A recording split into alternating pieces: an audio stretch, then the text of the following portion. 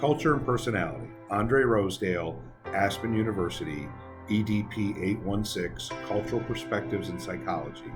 Dr. Nydia Palomino, May 30th, 2022.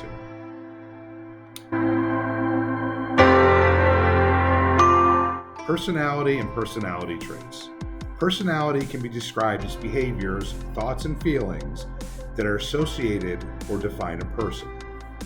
Personality traits are the characteristic behaviors that remain consistent from a person and are observed to be long-lasting with that person. There is no hard definition on what personality is, but most theories involving personalities focus on the psychological interactions with the environment a person is surrounded by and the motivation that person has to interact with the environment. The environment includes others that interact with that person.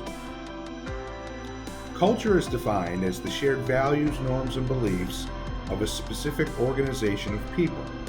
Culture can influence one's personality by influencing how a person lives, behaves, and learns. How culture influences its people is important to understand how culture shapes personalities. Those born within the same culture share common traits in their personalities. Genetics and the evolutionary processes, both biologically and culturally, can bring about changes in personality traits depending on the sex of a person. For example, where men compete with each other to attract women as mates, men become more competitive and aggressive than women in the same culture. As the culture of society evolves, competing for mates has been seen to shift, and females are becoming more aggressive and competitive with each other in search of male mates. Cultural psychologists and social anthropologists believe culture affects one's personality based on how greatly a culture contributes to the development of values and beliefs. Gender, age, and status within the culture also have a strong influence on personality traits. The five-factor model. As Dr. Matsumoto discusses in the 2009 YouTube video, Dr. David Matsumoto discusses culture and personality, there are 5 personality categories of the five-factor model that are universal to all humans, regardless of the culture they may come from.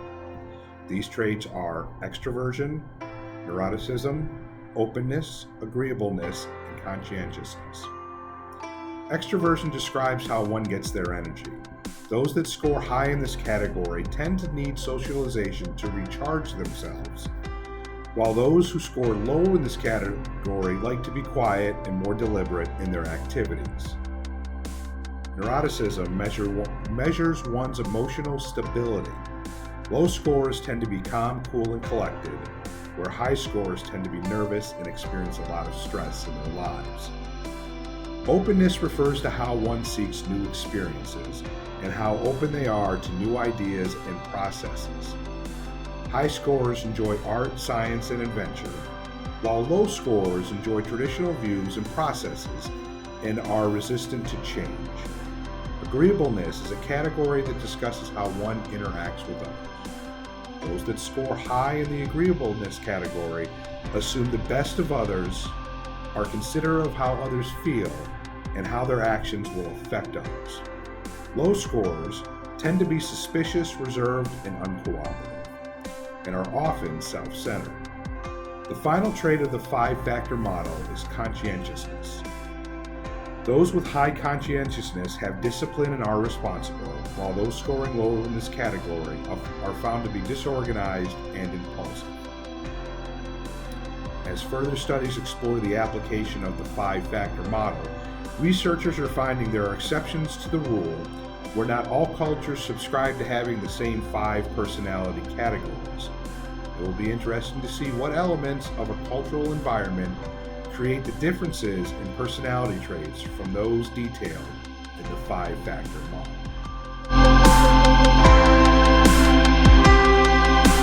Locus of control.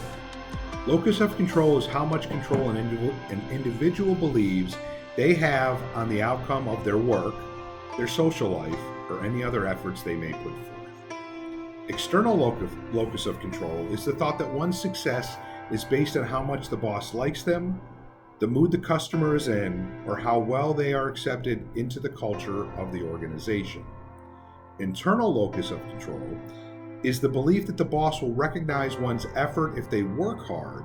The mood of the customer depends on how hard the worker treats the customer or how great of an effort the worker presents for the customer. And in order to be accepted into the culture of the organization, one has to work to prove themselves without trying to over-impress anyone. The internal locus of control school of thought can be described as how one drives a motor vehicle. Vehicles will drive in the direction in which their operators are looking. If the driver looks down the road, the vehicle drives straight. If the driver's gaze tends to look off the road into the open field bordering the highway, the vehicle will begin to drift towards the field and off the road. Those who subscribe to the school of the internal locus of control can be described as passengers in a bus. While they are participating in the journey the bus is taking, they are leaving the speed, direction, stops, and turns up to somebody else. And while passengers on the bus may lament the bus is running behind schedule and making them late, or the driver seems to be hitting every pothole and making the ride rough, these passengers do little to improve their fate as they settle back into their seats. Personality and cultural differences. Culture is transmitted to its members through their language, through traditions, and through behaviors that are deemed acceptable by their culture. Personality traits are thought to be consistent throughout the culture by personality psychologists who have been studying to see if there are individual variations across members of a culture and across cultures in general. One's culture is considered to be the most important environmental factor on how a personality is shaped. Cultures that are collectivist will present different values to its members than cultures who are individualistic. Collectivist cultures will foster social harmony, respectfulness, and the need of the group over the needs of the individual. Individualist cultures will foster completion, personal achievement, and independence. Where ecological environments shape how a culture is formed, the culture then influences how the personality is developed. While universal variations exist in personalities, there are also cultural specific aspects of the development and resulting personality. Cultural specific aspects follow the path of how the culture is complex, promotes individualism or collectivism, and how closely knit the culture is or is not. As study of culture's influence on personality continues, researchers need to look at those cultures outside of the Western world and look more into isolated cultures.